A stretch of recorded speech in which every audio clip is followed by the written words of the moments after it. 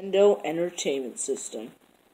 This thing was popular in the 1980s, and now they made a classic edition, Nintendo Entertainment System Mini. They still got the old cartridge tray looking thing here, and the power button and the reset button. So Nintendo said they were gonna sell, well, sorry, not sell out. They were actually, when this thing sells out, it's gone. It will not sell out it will not sell anymore. My apologies. It will not sell anymore because once it's done, it's done. I mean, it's a classic edition. What do you get? So I'm going to talk about my review about the NES Classic Edition, other people's reviews, and if it's really worth it to buy this before it ends. Let's turn this thing on. Start up the TV and show you the actual gameplay. I want to show you the wires. Let's turn this thing around. So as you can see there, I think there's the wire in the way, so I don't really know. And you just saw my hand. Hi. That's the HDMI symbol, and that is the actual HDMI. There's also a DC outlet, which goes from there all the way to there. I don't know if you can see it here. Let me point it. That one. It goes from there to here. And there's the HDMI. Now compare this HDMI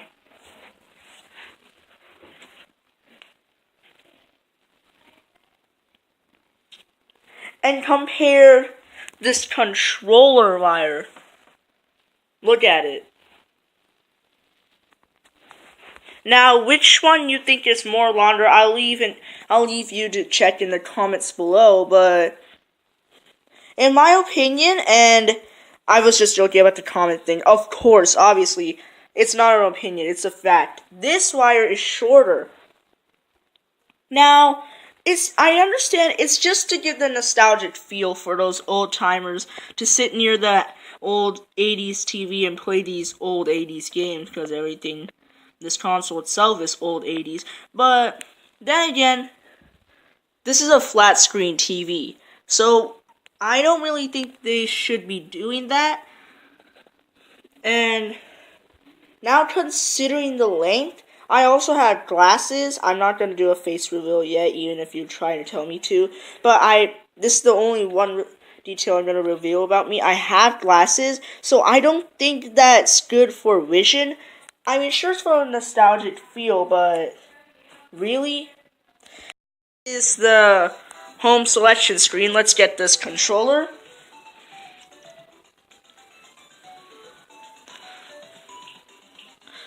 So as you can see, like modern day controllers, the D-pad is used to control things. Here, let me press on right. It goes right. Left. It goes left. Up. Goes up. Down goes down. Up goes up. You basically get the idea.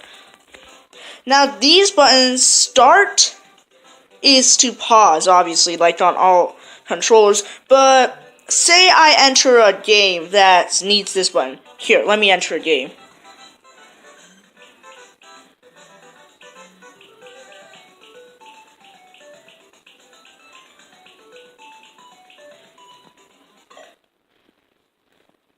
Like Super Mario Bros. I need to press on the select button if I want one-player game or two-player game. Press select, and so on and so forth.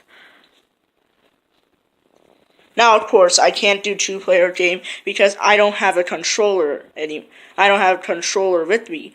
But to get out of this game, it's already started the demo. But to get out of the game, all I have to do is just press on the reset button, just like the old consoles. Don't know if you didn't see it properly, but and there we go. We're back. Now, you can see this little winged object here on the screen, right? That's the save file. And here it says suspend point list with the down on the D-pad. So what I need to do is just do that, and then I can either override the save file, or I can save a new file.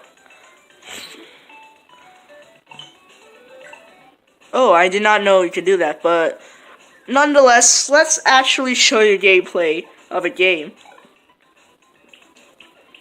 So, let's go to Super Mario Bros., my favorite game.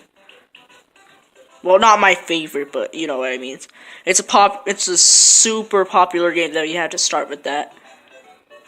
Actually, let's just go to that save file. How about that? So, there is Mario jumping. Oh, it's just a demo. Okay. Haha, sorry.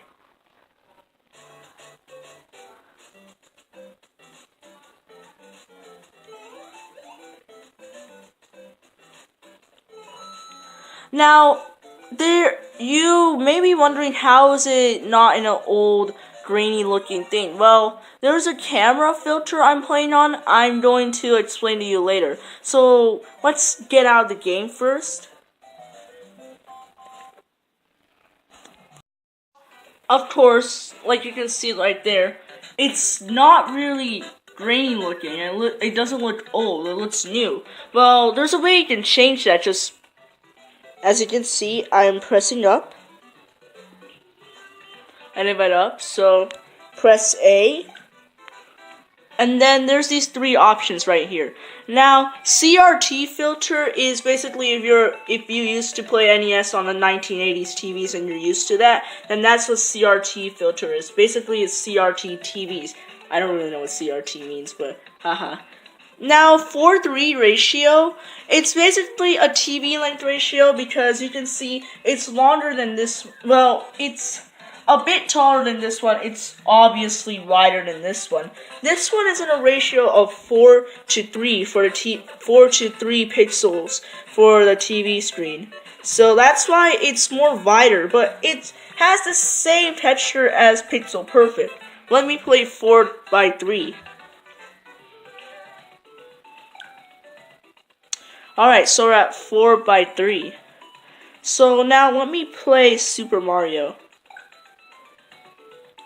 Wait, and start. See, it's wider now. As you can see, it's just like Pixel Perfect, but I don't know if you can notice it on the camera, but it's longer, and it's apparently a bit glitching out. Like somewhere. Oh, the glitch disappeared. I don't know where I saw it. But yeah, it's more wider. You can see more of the game. But I heard from many people 4:3, just like Pixel Perfect, is laggy. So now let's try CRT filter.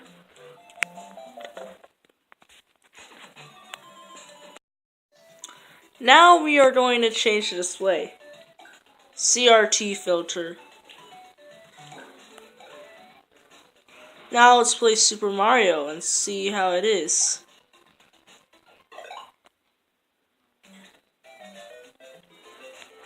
Now, I don't know if you can see it on camera. I might go a little closer. You see those black and white lines, if they are white, or transparent lines? Those are like the layers of the CRT TV. So, it doesn't really cause that much of a difference. It just makes it look old-fashioned. But it's still the same gameplay.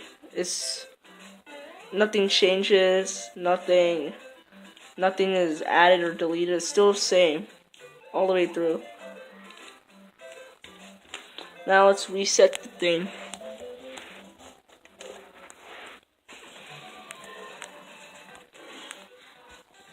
So here is my review. Now really, my review for this thing is that I know you can still hear the music. This thing, as you can see, it has a selection of 30 games. You can count it here. Yeah, I don't know if you counted all of that, but yeah, that was all 30 games.